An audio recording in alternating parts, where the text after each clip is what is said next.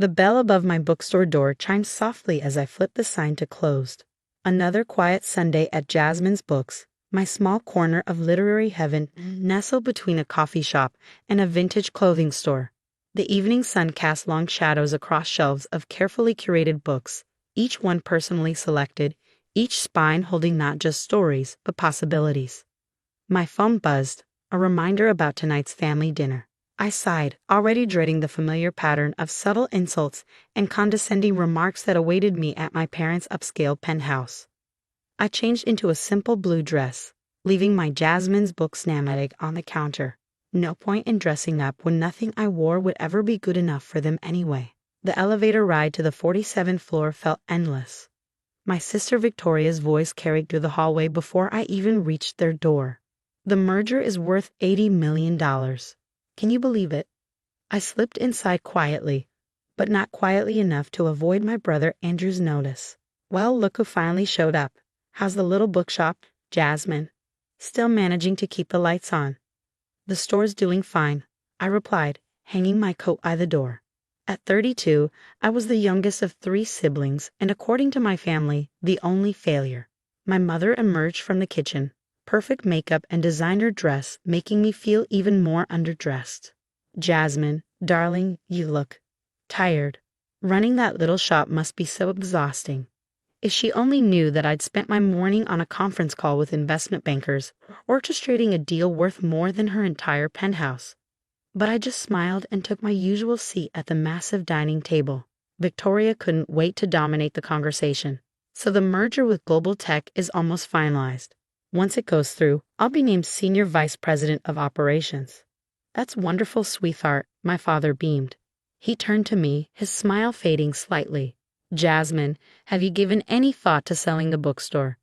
Andrew knows some real estate developers who might be interested in that location. I took a sip of wine to hide my expression. Those developers worked for one of my investment companies, though of course my family didn't know that. I'm happy with the store, I said simply. Books are my passion. Andrew snorted. Passion doesn't pay the bills, little sister. While you're playing shopkeeper, Victoria and I are making real moves in the business world.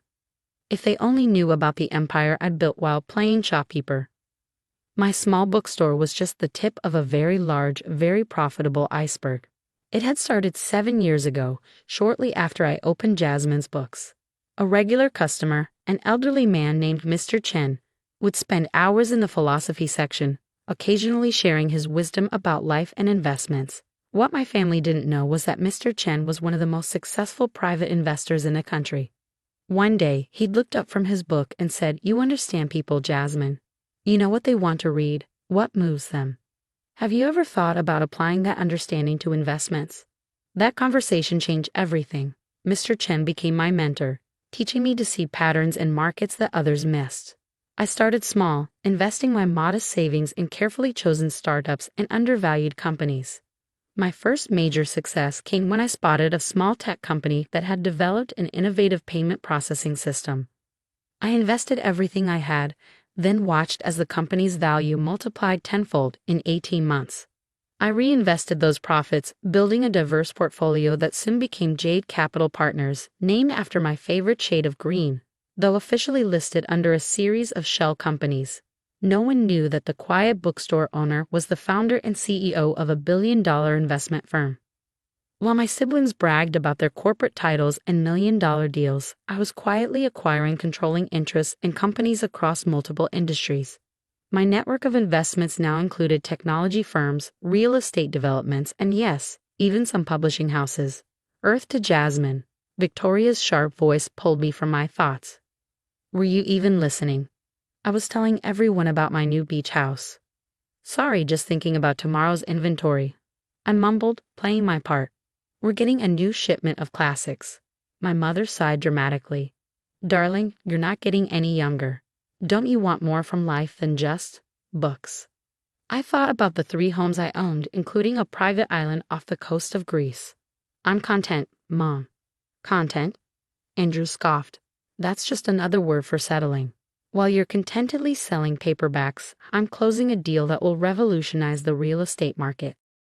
I hid a smile, knowing that the revolutionary deal he was so proud of was actually being financed through one of my subsidiary companies. He had no idea he'd been negotiating with his little sister's firm for the past 3 months. The rest of dinner passed in its usual pattern. Victoria and Andrew competing to showcase their success. My parents beaming with pride at their accomplished children, and everyone taking turns expressing concern about my modest lifestyle. "I just worry about your future," my mother said as I prepared to leave. "You can't run a tiny bookstore forever." If she could see my investment portfolio, she might worry less. But I just hugged her goodbye and headed home, not to my apparent small apartment above the bookstore, but to my real home, a penthouse that made my parents' place look modest. As I walked into my private office, screens came to life showing market data from Asian exchanges. My actual workday was just beginning. While my family thought I spent my evenings reading novels, I was managing a global investment empire. Tomorrow would change everything. Victoria's precious merger, Andrew's revolutionary real estate deal. They were both about to collapse. Not because I planned it that way, but because my siblings had built their success on appearances rather than solid business principles. When the market opened tomorrow, they would discover that their companies were worth far less than they claimed, and when they desperately needed help, they would learn that the only person who could save them was the sister they dismissed as a simple bookstore owner. I poured myself a glass of scotch, the same rare brand my father loved to brag about, though mine was a much better vintage, and settled in for a night of work. The screens before me told a story more compelling than any novel. The story of an empire built in silence, of power wielded with purpose rather than pride. The bell above my bookstore would chime again tomorrow morning, welcoming another day of apparent simplicity. But tonight, I was orchestrating moves that would reshape my family's understanding of success. They thought I was wasting my time with books. They were about to learn that the greatest stories aren't always the ones you can read on a page. The morning everything changed, I was arranging a new window display at Jasmine's Books. My phone buzzed constantly, market alerts, frantic messages from Victoria and Andrew, missed calls from my parents. I let them all go unanswered, calmly placing each book in perfect position. The financial world was in chaos. Global tech stock had plummeted 60% overnight after whistleblowers revealed massive accounting irregularities. Victoria's merger was dead in the water. Meanwhile, Andrew's real estate empire was crumbling as his overleveraged positions came due. The bell above my door chimed. I turned to find Victoria standing there, her designer suit wrinkled, her perfect makeup streaked with tears. "Jasmine," she gasped, "everything's falling apart. I need somewhere to hide. The reporters are everywhere." I gestured to my reading nook, where comfortable armchairs offered sanctuary among shelves of classic literature. Victoria collapsed into one, her composure completely shattered. "The merger's dead," she whispered. "My career is over. I don't know what to do." The bell chimed again. This time it was Andrew, looking equally disheveled. "You won't believe what's happening," he started, then stopped short at the sight of Victoria.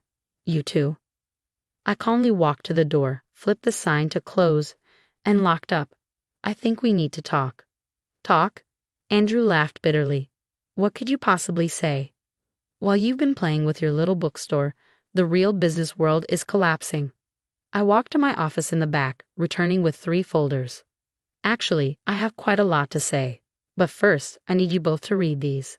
They opened the folders. Inside were documents showing Jade Capital Partners' ownership stakes in their companies, along with detailed reports of their mismanagement and financial manipulation. "What is this?" Victoria's voice shook. "How did you get these documents?" "Because I own them," I said simply. "I own the documents, significant portions of your companies, and about 30% of the building we're sitting in." Andrew's face turned red. "That's impossible. Jade Capital is worth billions. They're the ones who've been financing my real estate projects." "Yes," I nodded. "I know. I'm the one who approved those loans." Silence fell, broken only by the gentle whir of the ceiling fan and distant traffic outside. My siblings stared at me as if seeing me for the first time.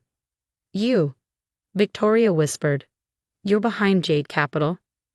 I took a seat behind my desk, an antique piece worth more than most cars. "Did you ever wonder why I chose this location for my bookstore? This building is owned by one of my holding companies. That coffee shop next door, also mine. I own most of this block."